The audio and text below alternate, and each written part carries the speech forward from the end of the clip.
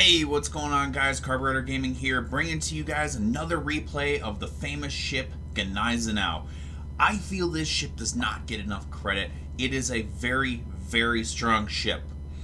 Let's not forget that at Tier 7, there are a lot of opportunities to be top tier still.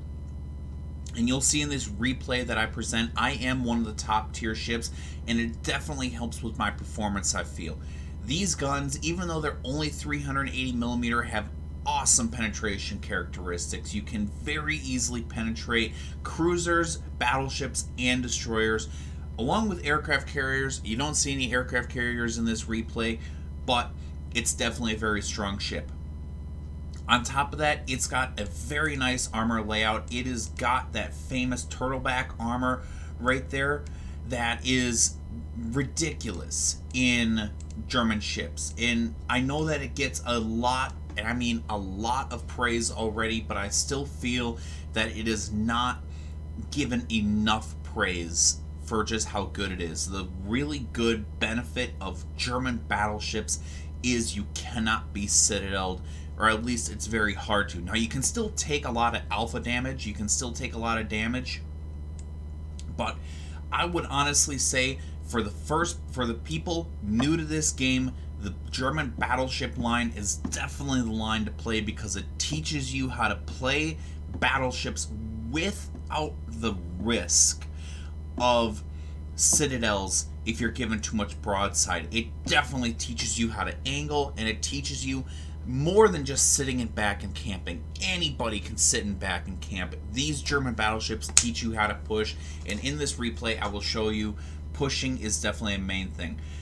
I feel also Tier 7s don't get enough credit. I love my Tier 7s. I love the Colorado. I love the King George V. I plan on getting the Duke of York. I love the Nelson. I want to get the Hood. I love these Tier 7s. Sorry, a little bit of indigestion there. But anyway, let's hop into this replay, and you guys can see just how strong this ship performs. I feel it performed really strong in this replay. Check it out. Alrighty here, so you guys can see we're going into battle right now. Honestly, I really love to just, before I head into battle, take a quick glance around, see where I'm at, see who's around me, see kind of how everybody's going to go, where everybody's going to go. After playing this for so long, you kind of get a sense where people are going to go based on the lineup. If you have a lot of battleships over towards C, if you have a lot of the DDs over towards A, guess what? Those DDs are not going to go to C most of the time. Some of the time. I should reiterate, or I should restate that, or rephrase that. Some of the time. You can kind of get a sense of where the crowd's going to go. Obviously, the battleships are not going to want to leave the destroyers, so the battleships are going to start heading towards A. They're going to push the destroyers towards A, and that's going to kind of be how it goes. Whereas vice versa, if the destroyers are over towards C, the battleships are going to chase the destroyers because they don't want to lose their spotting, and that's going to force people over to C. Sorry, I had a little bit of a hiccup there. Also, my phone's going off, so let me turn that off right quick. Now, you can kind of see here, I'm going to try and pair up with this West Virginia. The West Virginia is a tremendous battleship, especially at Tier 6. It is, for all intents and purposes, a Colorado. In fact, it is a Colorado-class battleship. I believe it was the fourth in a series of 5. Don't quote me on that. I'm literally pulling this out of my head. But you can kind of see I trolled him a little bit there. I fired some torps behind him. That's, just me playing around, just being kind of goofy, kind of silly. But as you can see now, we're going to meet up with the bulk of the enemy fleet over here at sea. That's one of the beautiful things about the Gneisenau also, is you don't need to be afraid of a lot of enemy ships, because you have speed, maneuverability, and close range defense. And right there, these guns are not as bad. Sorry, I bumped the mic. These guns are not as bad as some people give them credit for. They are tremendously good at times when you can hit. I will admit the dispersion can be a little wonky here. As you can see, I fire this salvo right here. It's looking good, looking good, looking good, and you can kind of see it's starting to spread out, and I get one ricochet.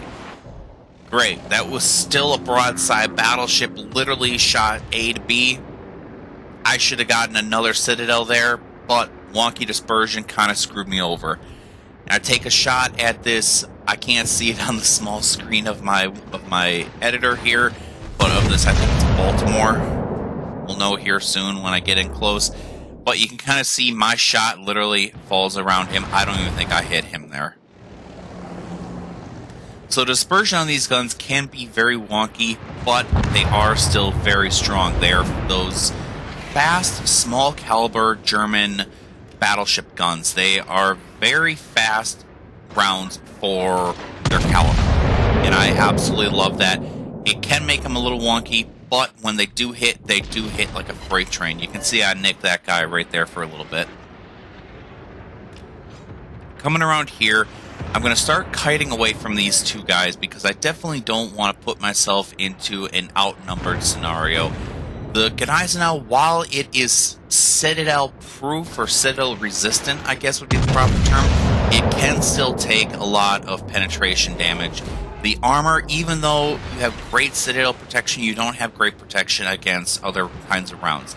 It is very comparable to other Tier 7s. I'm by no means trying to say that it is a horrible battleship, but it can be a little on the weak side when you're taking shots from multiple enemies. You really need to use that speed and maneuverability to keep yourself out of those cross-shot and multiple target environments, and you want to be taking advantage of your multiple target environments. You don't want the enemy to be taking advantage of it. Another thing also with these guns, you cannot be picky, and you need to have a sense of battlefield awareness. You can see this ship poked his head out, giving me a full broadside. Let's launch a salvo and see what happens. And I got another Citadel there. That's really good. I took a huge hunk out of that ship. I'm going to light him up right now, letting everybody know that he's really low and he's taken out a game. That's how it's done. How I feel about kill steals is they really don't affect me anymore. For all intents and purposes, again, and I know I'm saying intents and purposes a lot, I should have gotten that kill. However, I am much more concerned with that ship going down than me getting the kill. I have seen way too many ships escape the enemy because people are not shooting at them. And I don't know if that's because they don't have battlefield awareness, or they feel like they do not deserve the kill, so they're not going to claim the kill, or they're just being gentlemanly, or whatever. But I've seen it happen way too many times where a ship that should not have survived. And after a while, it gets a little annoying when you get a battle, or when you get something like the Holland down to 1,000 HP. He disappears. He throws on those repairs. He comes back around, 5 minutes later, and he's got 75% health. It's like if I had just taken and thrown a shot at him, he would have died. He wouldn't have lived. As you can see there, I tried stealing that kill. Didn't work out for me. I'm going to launch some torps at this. I still can't see him. I think this is the Queen Elizabeth here. Sorry, literally the screen on my replay is like smaller than the screen on my phone, and it makes it very hard unless I get in real close, and it does not have the greatest quality when you get there. But going back around here, I definitely don't want to put myself into this cross shot, so I'm kind of getting out of this situation. I'm trying to avoid getting into a fight that I cannot win. Survivability is a huge thing in ships. You do not want to put yourself into a suicide situation. Bringing it around, going to try and get a broadside on this Queen Elizabeth, but I need to be careful because I'm myself in a broadside. No Citadels, but I took a huge chunk of health off him. Let's see what happens here. I actually don't remember. If I remember right, he turns away here and on guns, reload. conversion. Don't fail me now. And I get the steal. I get the kill steal that time. So that's also why I don't really care about kill steals, is because even though you might have a kill stolen from you in one battle, you'll make up for it. You'll steal another person's kill. It comes around, it goes around. The important thing is killing enemy ships and winning. And as you can see, I'm already up to, I think that's 77,000 damage. I know a lot of people that would love to get 77,000 damage in the Gneisenau just in a battle. As you can see, I kind of cut off the West Virginia there. Sorry, West Virginia. I was hoping to loop around behind you. I was steering by my mini-map. I really wasn't paying attention. I'm sorry. I know a lot of people, though, that would love to get 80,000 damage. I'm now at 81,000 damage. I know a lot of people would love to get 81,000 damage in the Gneisenau in any match, and this match isn't even done yet. There's still a lot of game left to be played here. Alright, so I'm rushing forward to this, I can't remember, I cannot pronounce the name of that ship, the Tier 7 Italian battleship. And honestly, that ship stole the title the fastest Tier 7 battleship from this ship, the Gneisenau. The Gneisenau for a long time was a ship that you could easily get 32, 33 knots out of in Tier 7. That is nothing to shake a stick at. Fast battleships at Tier 9, Tier 10 are lucky if they get 32, 33 knots. It's only been recently, I say recently, but it's been over a year now with the Georgia that there's been really super fast battleships at Tier 9. And I can kind of see why they got rid of the Georgia, because the Georgia, especially with that speed boost, was kind of an overpowered ship. I just really hate that for all of us who didn't get a chance to buy it because I really, really, really wanted it. Now I can't get it. I do have a feeling, though, that in the crates you'll be able to win it. Kind of like some of these ships that they don't have anymore, you can still win. I can't think of any. I can't think of any off the top of my head, but I know there are ships that you can't buy anymore that you can still win. As I come around this corner now, I'm trying to get in close to this Baron here.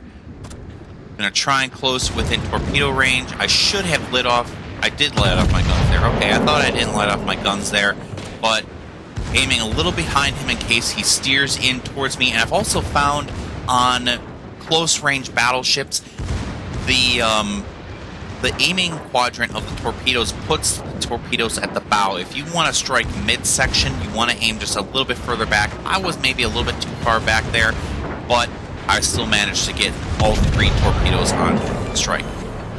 Now this is where being a German battleship saved my guts, because frankly, giving full broadside to this Italian Tier 7 battleship, if I had been in any other battleship, I would have been Citadel. The turtleback armor protection saved me. Now you can see here I launched a wide spread of torpedoes, and I really shouldn't. Hindsight is 2020. I wasn't expecting him to do nothing. He didn't dodge them, he didn't do anything, he just let them run right into him. But I did manage to score high caliber there. I'm really trying to kite away from him. Now those high caliber SAP shells are devastating. They hit hard, and they really don't care about angling or anything else like that. I've found they really hit like a freight train, especially at close distance right here.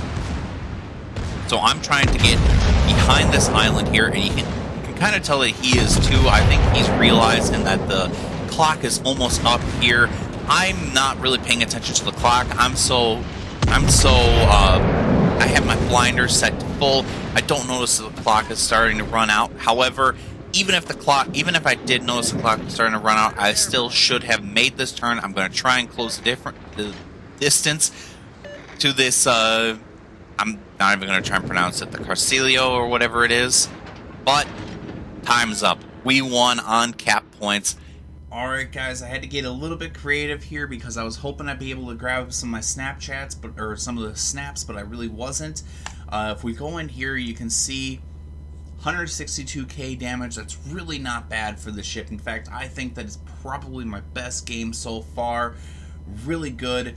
I wish I had kept the snapshot of the damage that I did, because I only did I think 40k damage with torps and secondaries. I think it was around 40 to 45. It really wasn't that many. These guns really carried it. I did 120,000 damage with guns alone. You can see I got 2 citadels there. I don't know how much that came from flooding from flooding and fires though, so take that with a grain of salt. But as you can see, I easily got up there with in the top of the team. I had hoped to, by pairing with this West Virginia a little bit more, we would have been able to help each other out, and I feel he helped me. I don't really feel like I was able to help him too much, so that's definitely something I need to work on more in the future. But anyway, I hope you guys enjoyed this episode of ship reviews or not ship reviews, of my replay review. Feel free to stick around, check out my channel for some more videos, and I hope to see you all next time.